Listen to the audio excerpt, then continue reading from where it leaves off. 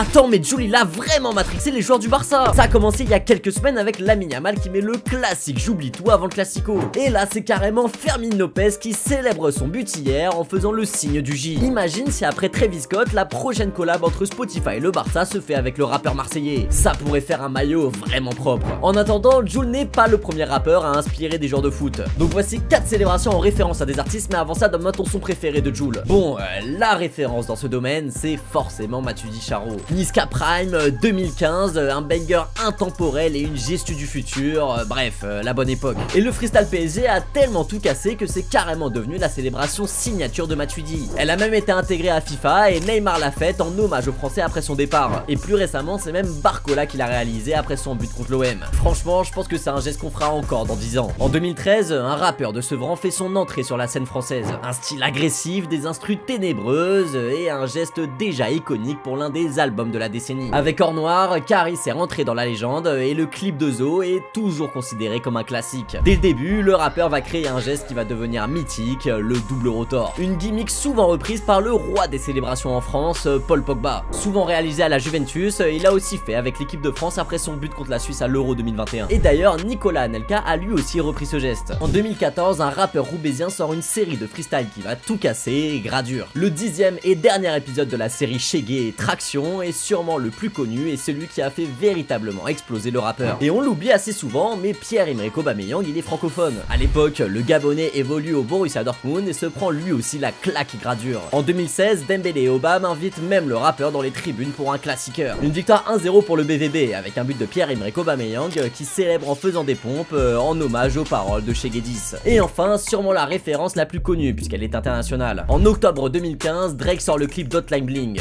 un banger qui cumule aujourd'hui plus de 2 milliards de vues. Si le Canadien était déjà au top, il explose encore plus grâce à ce son. Une instru entraînante, un refrain efficace, mais aussi une gestu facile à retenir. Toujours fan de la culture américaine, Antoine Griezmann se l'est même approprié. Une célébration qu'il a dirigée pendant tout son Euro 2016 légendaire et qu'il a répété à de multiples reprises tout au long de sa carrière. À tel point que le geste est lui aussi rentré dans FIFA et qu'il est la célébration par défaut du français. Bref, le rap et le foot sont toujours liés et on aura sûrement d'autres célébrations en référence à des rappeurs à l'avenir. Mais dis-moi en commentaire lesquels j'ai oublié.